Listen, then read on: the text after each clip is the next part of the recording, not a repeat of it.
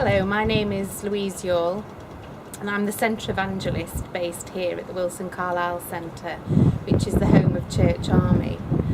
My friend and colleague Vanessa, who's co-leading this day with me, is also based here and is Dean of Community.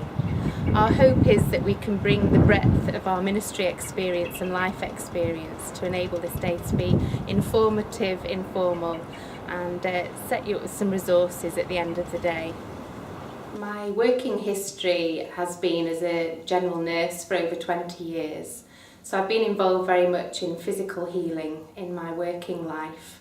When I trained as a Church Army evangelist, I became more aware of spiritual healing, and through prayer ministry and through my chaplaincy work in GP surgeries, I started to encounter spiritual warfare without really looking for it.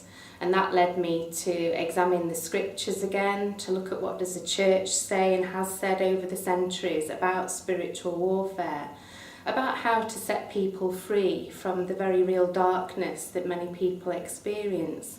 And I've had the privilege to see people set free over recent years.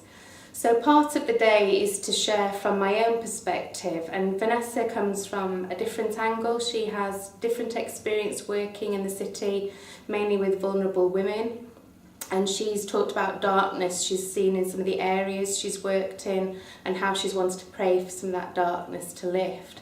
So I hope that the day will enable you to hear things from two very different people with different experiences, and that it will also enable you to bring some of your experiences that you've had in life or your questions.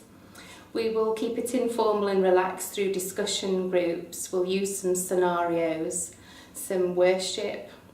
By the end of the day, we hope that you will be resourced and able to know a little bit more about what you're experiencing and whether it is actually spiritual warfare and how you might be able to deal with it.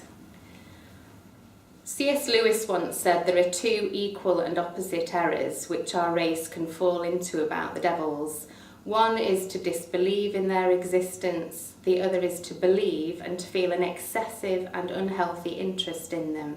They themselves, he said, are equally pleased by both errors and hail the materialist or the magician with the same delight.